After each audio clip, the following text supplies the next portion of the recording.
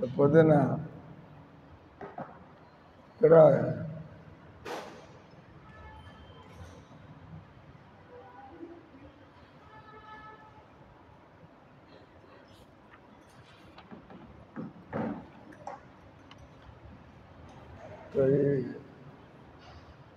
శంభుదాస్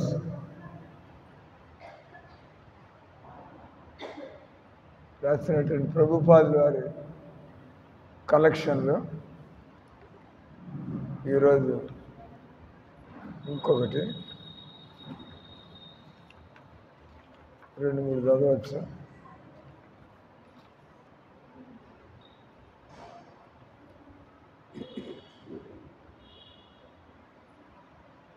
యథాహి పురుషస్య విష్ణు పాదోపతర్పణం యదేశ సర్వభూతానాం ప్రియ ఆత్మేశ్వర సుహృద్. ఈ మానవ జన్మ ఒక అవకాశం. మనం ఎక్కడ ఉండవలసిన వాళ్ళం భగవంతుడి ధామం. మనం ఎక్కడ ఉండాల్సిన వాళ్ళం మానవ జీవితంలో మనం కావాలంటే ఇక్కడి నుంచి మళ్ళీ బ్యాక్ టు గాడ్ హెడ్. అందుకే ప్రభుపాద తన యొక్క మంత్లీ పత్రిక పేరు బ్యాక్ టు గాడ్ హెడ్ అని పెట్టాడు. ఇస్కాన్తో ఎవరైనా కూడా సంబంధం పెట్టుకుంటే ఏందయ్యా ఇదంతా అంటే మేము ఇక్కడి నుంచి బయటపడి భగవంతుడి ధామాన్ని గోలోక బృందావనాన్ని చేరుకోవడానికి ఇక్కడ అందరికీ ట్రైనింగ్ ఇవ్వబడుతుంది. మన అంటే మనస్సులో బృందావనం వచ్చిందంటే చనిపోయేప్పుడు బృందావనం గుర్తొస్తుంది, బృందావనానికి పోతారు. అంటే మందిరంలో ఉండడం అంటే బృందావనం వాతావరణంలో 24 గంటలు దేవుడి సేవలు సరి చేసుకుంటూ ఉండడం. అంటే మానవ జన్మ మందిరంలో ఉండడం కానీ మందిరానికి రావడం కానీ లేదా మందిరం యొక్క రకరకాల సేవలు వాళ్ళ సంసారంలో ఉండే బంధాలను బట్టి కొంతమంది రాలేరు. ఇట్లా చిన్న పిల్లకాయలు ఉంటారు, రాలేరు, చూసుకోవాలా. ఇట్లా మొత్తానికి అవకాశం ఉంటే మందిరంలో ఉండడం, లేకపోతే రోజు మందిరానికి ఆరతుల్లో వచ్చి లేదా భగవంతుడి ఆరతులు చూసుకోవడం, భజనలు చేయడం. కాబట్టి మనం ఇట్లా మధ్యాహ్నం కూడా వచ్చి పూలు కొట్టుకోవడం, రకరకాల సేవలు రోజు రావచ్చు, వీలున్నప్పుడు రావచ్చు. మొత్తానికి మానవ జన్మ భగవద్ధామం. ఎవరికైతే భగవంతుడు కావాలా, భగవంతుడి సేవలు కావాలా, మనం ఎవరో ఒకరికి సేవలు చేయాలా, మనుషులు ఎవరో వాళ్ళకి సేవ చేయాలా. ఆడపిల్లకాయలు ఏం చేస్తారు, వయసు వచ్చాక గమనంలాగా ఎవరిని పెళ్లి చేసుకుంటారు, వాడి సేవలు పడతారు. సేవ తప్పించుకునేది అంటారు. ఆడపిల్లకాయలు ఉంటారు, వాడికి 20 ఏళ్ళు 25 ఏళ్ళు రాగానే ఎవరికి సేవ చేయాలి, ఓ భర్తను తీసుకొచ్చుకుంటారు, ఆయన సేవలో పడి జీవితం గడుపుతారు. మొత్తానికి రాజకీయ నాయకులు ఉంటారు, వాళ్ళు దేశ సేవలు పడి, సైనికులు ఉంటారు, బోర్డర్లో వాళ్ళు ప్రాణాలు ఎదిగించి చూస్తున్నారు అక్కడ పాకిస్తాన్ ఇండియా బోర్డర్లో. అనగా దేనికోసం జీవితాన్ని మనం త్యాగం చేయాల్సి ఉంటుంది. అదేదో దేవుడి కోసం త్యాగం చేస్తే మీకు మళ్ళీ చావు పుట్టుకలు ఉండకుండా మీరు గోలోకానికి భగవంతుడి ధామానికి మనం మళ్ళీ వెనక్కి వెళ్ళిపోవచ్చు. తెలియని వాళ్ళు తిరుగులాట్లో ఉంటారు, తెలియదు వాళ్ళకి. అమెరికా పోతే బాగుంటుంది, బాంబే పోతే బాగుంటుంది, వెతుక్కుంటూ ఉంటారు, తెలియదు. కానీ ఇక్కడ ఎక్కడా కూడా మనకి ఊరట అనేటువంటిది కలగదు. Nowhere you will find rest in this world. ఎక్కడికి పోయినా కూడా టెన్షన్లు, గొడవలు. ఎక్కడికి పోయినా కూడా, అమెరికా పోయినా కూడా. అటు ఆత్మలు ఈ భౌతిక జగత్తులో ఉండడం అది ఒక విపరీత పరిస్థితి. విపరీత పరిస్థితి అంటే పాలు పెరుగు కలుపుతారు, విపరీత పరిస్థితి. తేనె నెయ్యి కలుపుతారు, విపరీత పరిస్థితి. లేదా మీరు వండిన భోజనం పండ్లు కలుపుతారు, విపరీత పరిస్థితి. లేదా నీళ్లు ఆయిల్ కలుపుతారు, విపరీత పరిస్థితి. మీరు నీళ్ళలో పంచదార కలపచ్చు, నీళ్ళలో తేనె కలపచ్చు, నీళ్ళలో ఆయిల్ కలిపితే ఏమైనా కలుస్తుంది? ఎంత కలిపినా కూడా పైకి తేలుతాం. కాబట్టి మనం ఈ శరీరంలో ఎప్పటికీ మనం సుఖంగా ఉండలేము. ఏమైనా చేసుకోండి, ఎనీథింగ్ యూ డూ. కాబట్టి ఇక్కడ మనం సుఖపడాలంటే వీలు కాదు. ఈ జీవితాన్ని ఉపయోగించుకొని మనం భగవంతుడి సేవలు చేసినట్లయితే, రేపు ద్వాదశి ఏం చేస్తున్నారే? రేపు ద్వాదశి ప్రసాదాలు పంచిపెట్టాలా? డబ్బులు కట్టిపోయారు. రేపు ఎవరు డబ్బులు కట్టారు? సుజాతమ్మ, సునందమ్మ ఫ్రెండ్ రాజేశ్వరమ్మ కట్టింది, ఆవిడ కట్టాడు. రేపు పొద్దున మంగళారతిలో ప్రసాదం పంచి పెట్టాలా? లడ్డూల బట్ మంగళారతి అయిన తర్వాత హరే కృష్ణ ఆ పేర్లు ఎందుకు రాసుకోవాలి, ఆ తర్వాత ప్రసాదాలు పెట్టి. కాబట్టి మనం ఎప్పుడు ఏదో ఒక సేవ, చిన్న పెద్ద సేవలు. ఈయన ఇంతకుముందు తెచ్చేవాడు అప్పుడప్పుడు, మరి ఆ డబ్బులకి ఎందుకు పెట్టి లాభమే దొరికినాయి. అది కరెక్ట్ కదా. అప్పుడప్పుడు భక్తులకి పెడుతుంటే కలిసి వస్తుంది. అంత ఆఫ్ చేసి ఎక్కడికి పోయింది, అనురాధం ఎక్కడికి పోయింది. ఇంతకుముందు అప్పుడప్పుడు డబ్బాలు వండుకొస్తూ ఉండాలి, నెలకి 2 నెలలకు ఒకసారి. అంత పోయిందండి. డబ్బుల వేటలో పడ్డాడు. డబ్బుల వేట గురించి ఒక స్టోరీ ఉంది. ఒకడు ఎవడికో ఇట్లా శ్రీనివాస్ లాంటి వాడికి, ఆటో శ్రీనివాస్ లాంటి వాడికి, ఆయనకి డబ్బు పిచ్చి ప్రారంభమైంది. అంటే ఒక బండి, 2 బళ్ళు, దానివల్ల సేవలు ఏమైనా దొరుకుతుంది. అంటే పిచ్చిలో పడితే మనకి ఎన్ని సేవలు ఎన్ని గుర్తుండవు. ఇంకా డబ్బు, ఇంకా డబ్బు. ఎప్పుడు సొంతలు పెట్టుకోవాలా, ఎప్పుడు కారు తెచ్చుకోవాలా, ఏసీ పెట్టుకోవాలా, కళలు. కానీ ఇక్కడ చెప్పేది ఏమీ లాభం లేదు. దానంతటా అది వస్తే పర్వాలే. వెనకాల పడి తెచ్చుకోవడం చాలా కష్టం. తెచ్చుకున్నా కూడా మనకి ఫలితం ఏం కనిపించదు. నేను ఇక్కడ చదువుతున్నాడు, ఈ ఆత్మలు ఈ భౌతిక జగత్తులో అంటే ఈ బాగా అనుభవానికి లక్ష్మీ వాడికి మీరు కదా వెనకాల, మీ వయసు మీకే అనుభవం ఉంది. వెనకాల పిల్లవాడు చనిపోయి, భర్త చనిపోయి, గొడవలు అంత చూశారు కదా. జీవితంలో అనుభవాలన్నీ పండాయా లేదా? నేను అట్లాడితేనే తెలుగే కదా మాట్లాడేది, వినపట్టలేదు సార్, వినపట్టలేదు. మీ అందరికీ అట్లా వినపడుతుంది. మరి అలవాటైందా? మహారాజు గారు మాట్లాడేది పద్ధతి అలవాటైంది. అంటే నీకు అర్థమవుతుందా? లాయరే కదా, లా స్టూడెంటే కదా. ఇంకా లిటిగేషన్ పెట్టండి. జనాలు డబ్బులు సంపాదించాలంటే జనాలు లిటిగేషన్, వాళ్ళు వీళ్ళు కొట్టుకుంటే పండగ కేసులు, వీళ్ళ బతుకది. లాయర్ అంటే జనాలు కొట్టుకుని వస్తుంటే వీళ్ళకి బాగా సంపాదన, అందరూ కలిసి ఉంటే వాళ్ళకి ఆదాయం లేదు, కోర్టులు లేదు. లాయర్లు, డాక్టర్లు, జనాలు ఆరోగ్యం పాడవుతుంటే డాక్టర్లు సంతోషపడతాడు, మనకి సంపాదించుకునే సీజన్ వచ్చింది మనకి. అంటే జనాలు గొడవలు పడుతుంటే లాయర్లకి సంతోషం, మన దగ్గర కేసులు వస్తాయి, మనం సంపాదించుకోవచ్చు. దిక్కుమాలని బతుకు లాయర్గా పనిచేస్తాడు. శ్రీనివాస్ లాంటి వెళ్ళిగా మామూలు పుట్టంగానే డబ్బులు పిచ్చి ఉండదు. వాడిని చూసి వీడిని చూసి 4 డబ్బులు సంపాదిస్తే వెళ్ళిగా ఆ పిచ్చి ప్రారంభమవుతుంది. అందుకని ప్రభుపాద లక్ష్మీదేవితో పాటు నారాయణ కూడా దగ్గర పెట్టుకోవాలి. లక్ష్మి అంటే డబ్బు. ఒకటి లక్ష్మీదేవి వెనకాల పడ్డారంటే నాశనం అయిపోతాం. తీరేది కాదు, దొరికేది కాదు. ఆయన ఇంకా మొత్తానికి అట కింద మీద పడి మొత్తానికి 49 లక్షలు, 99 లక్షలు సంపాదించాడు. 99 లక్షలు సంపాదిస్తే కోటీశ్వరుడు అంటారా అన్నారు. ఎందుకంటే ఇంకో 1,00,000 చేరితే కానీ కోటీశ్వరుడు కాదు.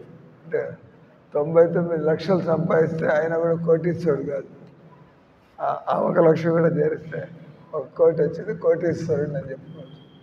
అంటే ఈ శ్రీనివాస్ లాంటి మనిషి ఆయన మొత్తానికి ఏటాడు 99 లక్షలు పోయాయి. ఏం తృప్తిలా నన్ను ఎవడు కోటీశ్వరుడు అంట. కాబట్టి ఆ 1,00,000 కూడా నేను ఎట్లా పోగు చేసి మొత్తాన్ని చూసుకోవాలి అని చెప్పి ప్రారంభించాను. కానీ ఖర్చులు అవుతున్నాయి. మొత్తానికి కొద్ది వారాల్లో కొద్ది నెలల పని కాకపోతే తిరుపతి అలోపతి పని చేయకపోతే, హోమియోపతి పని చేయకపోతే, న్యాచురోపతి పని చేయకపోతే తిరుపతి పోయేసారు.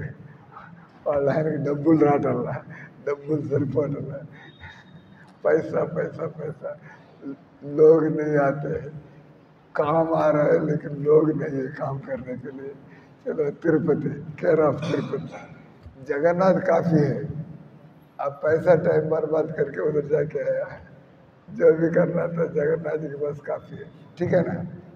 तिरुपति में भी ऐसा भक्ति नहीं होता है, पता नहीं आपके दिमाग में क्यों आ गया है। सब टकला करके आप क्यों नहीं निकाला बाल, आप बाल क्यों नहीं, आदमी निकाला, आपका बच्चा निकाला बाल, अनन्या टकला, अभिषेक टकला, लेकिन मधु माता जी काले काले बाल। తిరుపతి ఏమైంది? ఇంకా ఈ శ్రీనివాస్ ఇంకా దేవుడికి దండాలు ప్రారంభించాడు. స్వామి ఆ కోరిక కూడా తీర్చండి. ఎవరైనా దేవుడు వెనకాల అట్లా పడిపోతే దేవుడు కొద్ది రోజులు చూసి ఇంకా అది ఆయనకే లెక్క అయింది, పరీక్ష. నిజంగా నా భక్తి చేసి కోరిక తీర్చుకోవాలని చూస్తున్నాడు లేదా, కొద్ది రోజులు ఇయ్యడు. ఏమో ఇన్ని భజనలు చేసాం, ఏం పని అవటం లేదు. తిరుపతి లేదా సాయిబాబాకి వాసికి జాకేవాడు.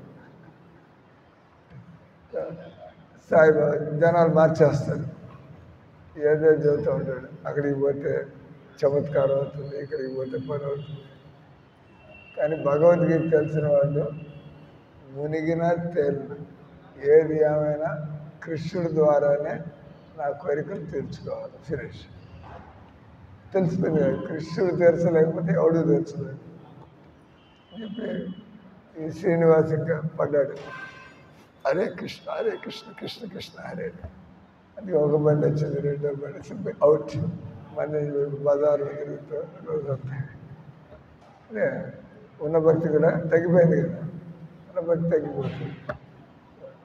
ఇంకా డబ్బులు వచ్చాయంటే అది కూడా పోతుంది. పొగరు మనకేం పని, మహారాజు ఎట్ అన్నాడు, నేను ఎందుకు పోవాలి మందిరానికి, అవుట్.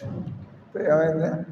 ఇంకా వారాలు గట్టిగా పూజ చేస్తుంటే ఒకరోజు దేవుడు నిద్రమత్తులో ఉన్నప్పుడు, అంటే అటు నిద్రబాటు లేదు, వెలుగు లేదు. ఏమయ్యా నువ్వు 1,00,000 రూపాయలు అయింది, నేను నీకు 7 లంకె బిందెలు బంగారం ఇస్తాను, నీ దరిద్రం పోతుందా అని అడిగాను. ఇప్పుడు అది నేను కొద్దిగానే అడుగుతుంది. 1,00,000 రూపాయల్లో ఎన్ని బంగారు నాణ్యాలు వస్తాయో తెలుసా? ఒక బంగారు నాణ్యం కూడా రాదు. ఇప్పుడుండే రేట్లో 10 గ్రాములు బంగారం ఇప్పుడు 1,00,000 రూపాయలు, 98,000. ఈ శ్రీనివాసు ఒక బంగారు నాణ్యం కోసం తంటాలు పడుతున్నాడు. దేవుడు కళ్ళ వచ్చి, ఏమో ఒక బంగారు నాణ్యం అయితే నేను 7 లంకె బిందెలు, 7 లంకె బిందెలు, ఒక్కొక్క బిందెలో ఎన్ని నాణ్యాలు ఉంటాయి? ఒక్కొక్క బిందెలో అది 5-6 కేజీల బిందె అయితే ఎన్ని నాణ్యాలు పడతాయి? నేను ఇది కళ నిజమా ఏంది ఇది? దేవుడు కనపడ్డాడు, ఒక నాణ్యం ఏందయ్యా అంటే అది నిజంగా నేను ఒక నాణ్యం కోసం చూస్తున్నాడు. దేవుడు ఒక నాణ్యం అంతే, ఒక బిందె అంతే, 7 లంకె బిందెలు బంగారు నాణ్యాలు ఇస్తావు. దరిద్రంగా ఆనందంగా బతుకు. తిండి లేకుండా తిప్పలు లేకుండా ఇటు పరిగెట్టి ఇటు సంపాదించాలి, నేను ఇస్తాను సుఖంగా బతుకు అంటే ఆయన నిజమా కాదా అని చెప్పి గదిలోకి వెళ్ళాడు, పూజ గదిలోకి వెళ్ళాడు. అయితే నిజంగా నాకు 7 బంగారు నాణ్యాలతో నిండిన లంకె బిందెలు ఉన్నాయి. చూసిన ఒకటి చూస్తే full full full full full full 6 full. 7 చూసి మళ్ళీ దానికి కొద్దిగా దానికి మూతి నిండలేదు. బంగారు నాణ్యాలు 6 మూతి దాకా ఉన్నాయి. 7వ దానిలో ఇక్కడ దాకా ఉన్నాయి. అంటే దానికి ఉంటుంది కదా బిందెకి ఇట్లా, ఇక్కడ దాకా ఉన్నాయి, ఇక్కడ దాకా లేవు. ఆ పిచ్చాడికి ఏమైంది, ఇన్ని దొరికే ఒకటి కోసం అయితే నేను తెచ్చేది మళ్ళా అంటే డబ్బు పిచ్చిలో పడితే ఎట్లా తయారవుతారు మనుషులు. అదే 6 బిందె నిండా ఉన్నాయి. 7వ దానిలో కొద్దిగా దాని గొంతులో ఇంకా నిండలేదు. ఇది కూడా నింపితే ప్రశాంతంగా అంటే ఇంకా దరిద్రం పట్టింది. దరిద్రం బట్టి తిండి తగ్గించాడు, పని పెంచుకున్నాడు, ఇంట్లో ఖర్చులు, పిల్లాన్ని బిడ్డల్ని సత్తాయిస్తూ వాళ్ళకి డబ్బు లేకుండా అంటే ఇంకా బంగారు నాణ్యాలు ఇంకా నింపడానికి ఎట్లా పినుగులాగా తయారయ్యాడు. అంత పోయింది జీవితంలో, మజా అంతా పోయింది.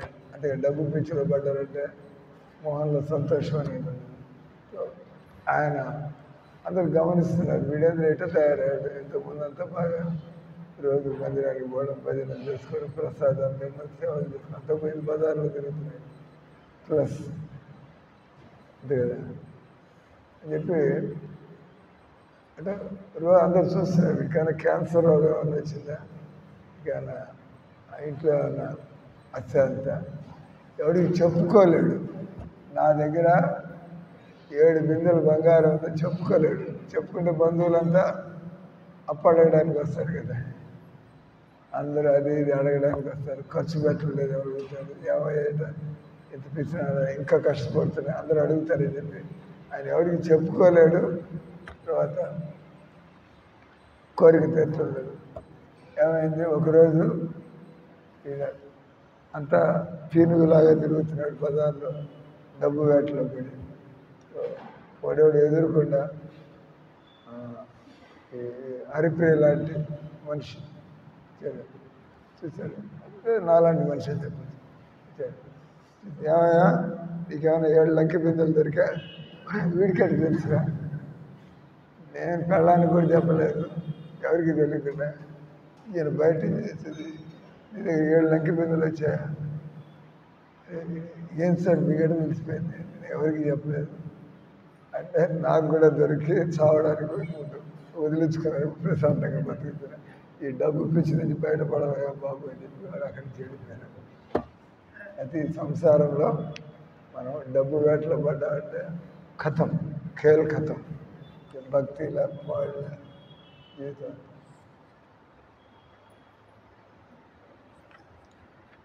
కాబట్టి ఇక్కడ మానవ జన్మ డబ్బుల కోసం వెనకాల పడ్డం కాదు. మానవ జన్మ భక్తి వెనకాల పడితే వచ్చింది వస్తుంది, ఉన్నది ఉంటుంది, పోతాడు. భక్తితో ఏదొస్తే దాన్ని మనం స్వీకరిస్తాం. నేను వద్దంటలా, భక్తులు డబ్బు ఏమైనా వద్దంటారే, కావాలి అందరూ వద్దంటారు. దేవుడి దేవాళ్ళు ఏదొస్తే దాంతో సరిపుచ్చుకుంటూ ఉంటారు. ఎక్కువ వచ్చినా కూడా తీసుకుంటారు, వాళ్ళ మీద ఖర్చు పెట్టుకునేది ఉండదు. ఇక దేవుడి సేవ 2 చేతులతో దేవుడికి సేవలు చేసుకుని ఆనందంగా ఎంత మనం దేవుడికి సేవలు చేస్తే అంత మన హృదయ పుష్పం, హృదయ కమలం అనేది వికసిస్తుంది. ఎంత దేవుడికి సేవ చేస్తుంటే పోయేది ఏం లేదు. దేవుడికి సేవ చేసేవాడు ఇప్పుడు దాకా ఎవడు నష్టపోయిన వాడు ఎవడు లేడు ఈ సంసారం. ఇక్కడ కాబట్టి మానవ జన్మ దొరికితే వెంటనే మనిషి ఆ విష్ణువుని పాదపద్మాల సేవలో స్థిరంగా ఉండాలి. ఎందుకంటే భక్తి అనేటువంటిది ఆత్మధర్మం. భక్తి అనేటువంటిది ఏంటది? ఆత్మధర్మం. ఆత్మను తెలుసుకున్నవాడు భక్తి కంటే ఎక్కువ ఇంకోటి ఏదైనా ఉంది అని భావించాడు. ఆత్మను తెలుసుకున్న వాడికి భగవన్నామాన్ని మించినటువంటి ధనం ఉండదు. మొదట భగవన్నామం, తర్వాత మిగతా ఉంది. అంటే భక్తి అనేటువంటిది ఆత్మధర్మం. ఈ భక్తి అనేది కూడా అది విష్ణు భక్తి.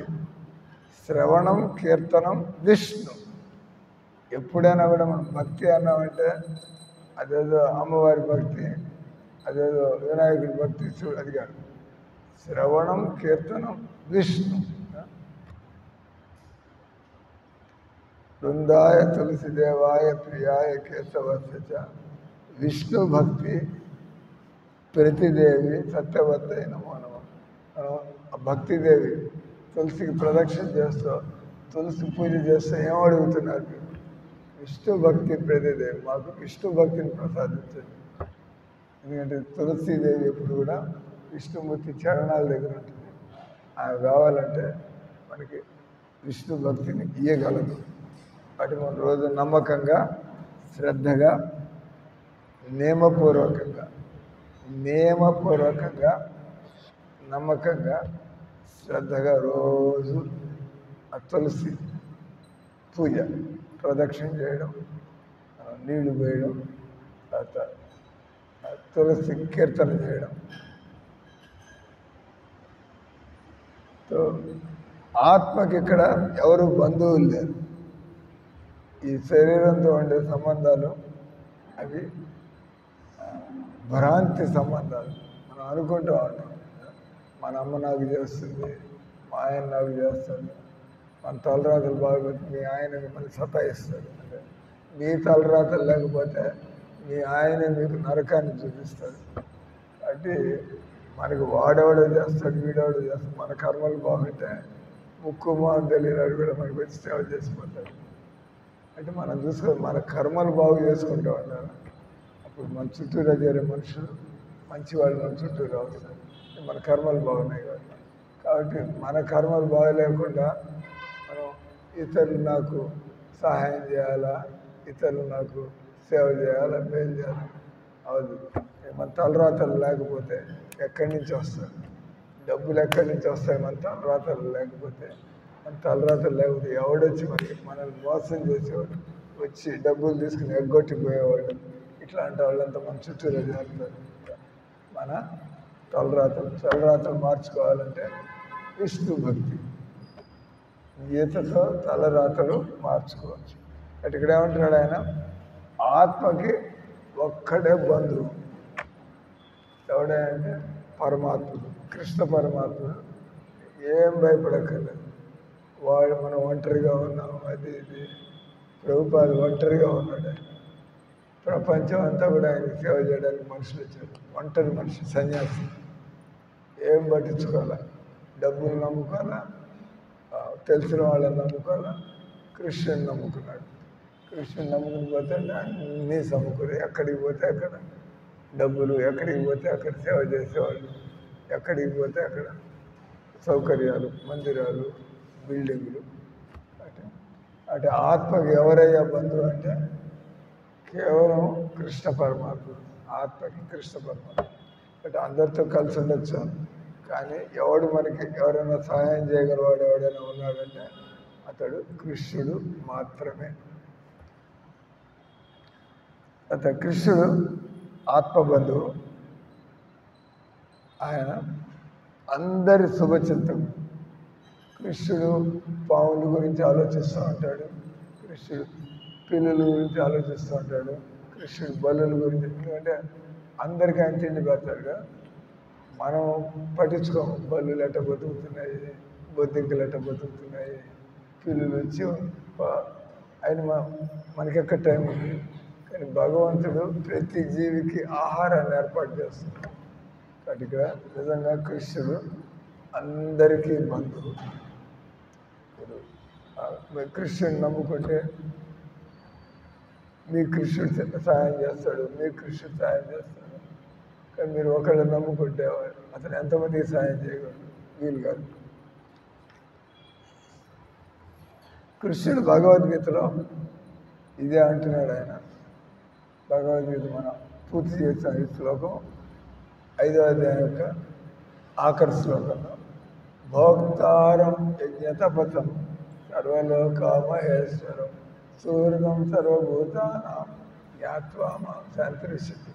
ఎవడు ప్రశాంతంగా బతుకుతాడు అనేది, ప్రశాంతత అందరికి కావాలా లేదా? ప్రశాంతంగా బతకాలని అందరూ కోరుకుంటున్నారా లేదా? కోరుకుంటున్నారు. అది ఎలా వస్తుందో దానికి ఫార్ములా ఇష్యుడు శాంతి సూత్రం అంటారు. దీన్ని ఏమంటారు? శాంతి సూత్రం. ఎవరు మనశ్శాంతితో బతకచ్చు, ఎవరు ప్రశాంతంగా జీవితాన్ని గడపచ్చు. ఒక పైసా లేకపోయినా కూడా, అంటే తిండి దొరుకుతుంటే పైసాకే జరుగుతాయి. అది రోజు 2 పూట్ల తిండి దొరుకుతుంటే పైసాకే జరుగుతాయి. మనకు కావాల్సిన మన అవసరాలు సమకూరుతూ ఉండాలి, డబ్బులు ఉన్నా లేకపోయినా కదా. కాబట్టి ఆ విధంగా బతకగలగాలంటే కృష్ణుడు ఆయన శాంతి సూత్రాన్ని చెబుతున్నాడు. ఏ మనిషి ఈ సంసారంలో నిశ్చింతగా బతుకుతాడు, ఎవడు ఈ సంసారంలో ప్రశాంతంగా బతుకుతాడు, ఎవడు ఈ సంసారంలో ఏం కంప్లైంట్ చేయకుండా, నో కంప్లైంట్స్. భక్తులను అడిగితే మీకు ఏమన్నా కంప్లైంట్స్? No complaints. అంతా దేవుడే. ఏమన్నా కంప్లైంట్ అనేది ఏమన్నా ఉంటే నేను భక్తి సరిగ్గా చేయటం లేదు సార్, అంతకంటే ఇంకేం కంప్లైంట్ లేదు. వేలు మన వైపు చూపించుకోవాలి. దేవుడి వైపు నుంచి దేనికి లోటు లేదు. లోటు ఏమైనా కనబడుతుందంటే మన భక్తిలో లోటు ఉంది. అందుకని కృష్ణుడు అదే చెబుతున్నాడు ఇక్కడ. ఏమని చెబుతున్నాడు? భోక్తారం యజ్ఞ తపసం. ఇక్కడ కొన్ని పాయింట్స్ చెబుతున్నాడు.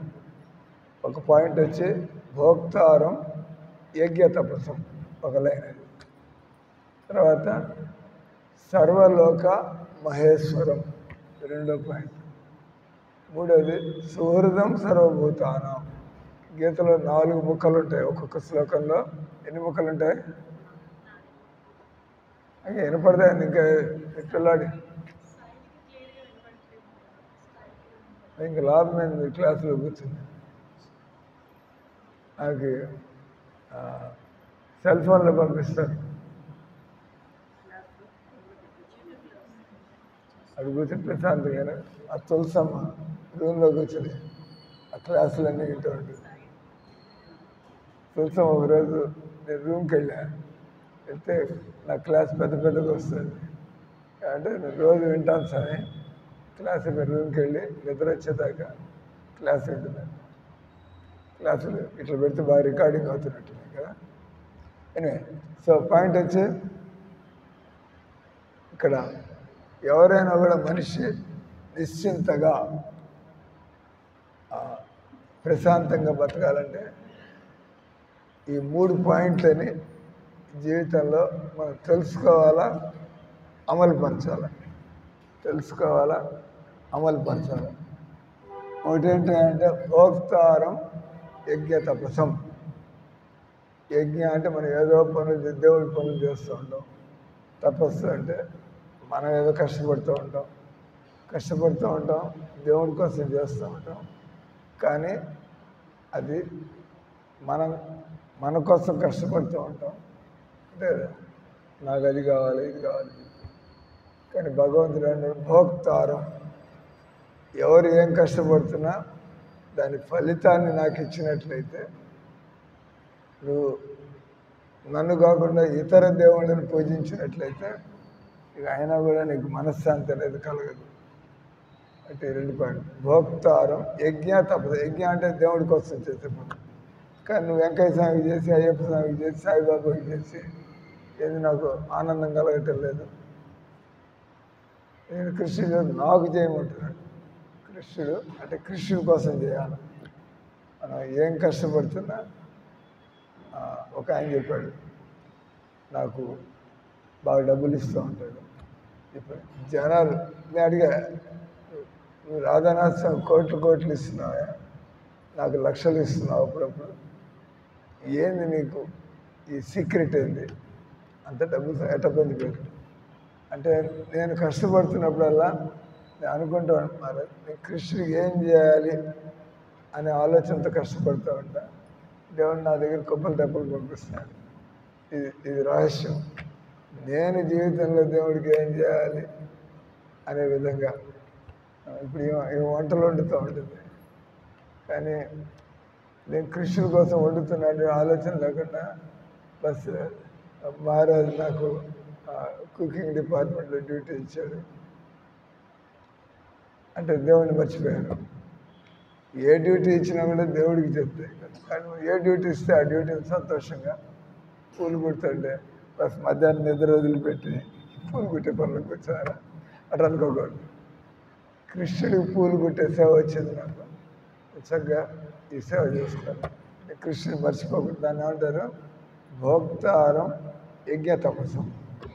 నేను ఏది చేస్తున్నా కూడా దాని ఫలితం కృష్ణుడికి చెందాలా అనే ఉద్దేశంతో పనిచేస్తూ ఉంటే అటువంటి వ్యక్తి 3 పువ్వులు 6 కాయల్లాగా నిశ్చింతగా మనం వెనకాల పడక్కర్లా. దేవుడే మన కోరికలన్నీ తీర్చడానికి నాకు ఇది చేయాలి అది చేయాలని చూస్తున్నాడు. ఆల్రెడీ నేను దానికి ఏర్పాటు చేస్తాను. ఒకటి భోక్తారం యజ్ఞ తపస్సు అని అర్థం. అంటే ఏం చేస్తున్నా దేవుళ్ళకి కాకుండా మనం కృష్ణుని గట్టిగా పూజించాలి. మిగతా దేవుళ్ళకి దండం పారేయడం పోతా ఉండడం కృష్ణుడి దగ్గరికి. రెండోది సంసారంలో ఇల్లు కట్టుకోవాలా, కారు కొనుక్కోవాలా, కానీ ఏమనుకోవచ్చు, ఇల్లు కట్టుకుంటే దానిలో కృష్ణ మందిరం కూడా, కృష్ణుడికి ఒక మందిరం కూడా ఇంట్లో అంటే, కానీ అది రాదు మనకు ఆలోచన. నా పెళ్ళానికి ఈ గది కట్టాలా, నా కొడుకు ఇక్కడ, నా కూతురికి ఒక గది, ఇట్లా ఆలోచిస్తాడు. ఎవడు ముందు దేవుడి కోసం ఎవరు ఆలోచించరు. నేను చక్కగా ఇల్లు కట్టుకుని ముందు దేవుడిని ప్రతిష్ఠ చేసుకుని ఆయన సేవకులుగా ఆ ఇంట్లో మనం పడి ఉండాలి. రెండోది కారు కొనుక్కోవాలి. కారు కొనుక్కుంటే నేను మందిరానికి పోతూ ఉండొచ్చు రోజు, లేదంటే భక్తుల్ని వాళ్ళ భగవంతుడి సేవల్లో భక్తులు ప్రోగ్రాంకి పోతున్నారు, నా బండిలో పెట్టి తీసుకెళ్ళాలా, ఎంత కలిసి వస్తుంది. అని అంటారు భోక్తారం. నువ్వు పడుతున్న కష్టాలు కానీ నువ్వు రకరకాల దేవుళ్ళు కాకుండా కృష్ణుడి చేసినట్లయితే నీ మనశ్శాంతిని ఎవడు ఏం చేసుకోలేడు. రెండో పాయింట్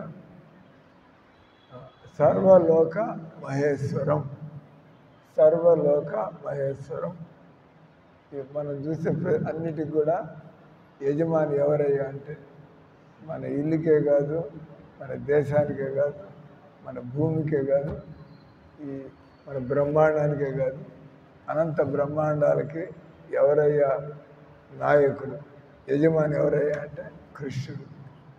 మరి అనంత బ్రహ్మాండాలకి నాయకుడు కృష్ణుడు అయితే మనకింత ఓ 2 ఎకరాలు ఈలేడే అయింది. ఆయన ఈలేడే అంతా అయిందే అయితే మనం ఆయన వదిలిపెట్టేస్తాం కాబట్టి మనకి ఫలితం కనబట్టలేదు. రెండో పాయింట్ అది. కాబట్టి మన గురించి నాకు నా ఇల్లు అటు అనుకోకర్లేదు, అంతా కూడా దేవుడికి వెళ్తుంది. కాబట్టి నాకంటే వేరుగానే ఆలోచించక్కర్లేదు. సర్వలోక మహేశ్వరం సుహృదం సర్వభూతానం. వాడు చెప్పింది వింటాం, వీడు చెప్పింది వింటాం, కృష్ణుడు చెప్పింది వినాలి. ఎందుకు కృష్ణుడికి అంతా తెలుసు. తెలియని వాళ్ళు చెప్పింది నమ్ముకుని ఆ మందు వేసుకోవా, ఈ మందు వేసుకోవా. ప్రభుపాద ఆయన దగ్గర ఎవరు ఏ సమస్యతో వెళ్ళినా కూడా ఏం చెప్పారు? చాంట్ హరే కృష్ణ. సార్ మా అమ్మాయికి బాగాలేదు సార్, చాంట్ హరే కృష్ణ. మా అబ్బాయికి ఉద్యోగం రావటం లేదు సార్, చాంట్ హరే కృష్ణ. మా అమ్మకి రోగం సార్, చాంట్ హరే కృష్ణ. అంటే కర్మలు తొలగాలంటే చాంట్ హరే కృష్ణ. కర్మలు తొలగిపోతే మన సమస్య కూడా తొలగిపోతుంది. హరే కృష్ణ హరే కృష్ణ కృష్ణ కృష్ణ హరే హరే హరే రామ హరే రామ రామ రామ హరే హరే.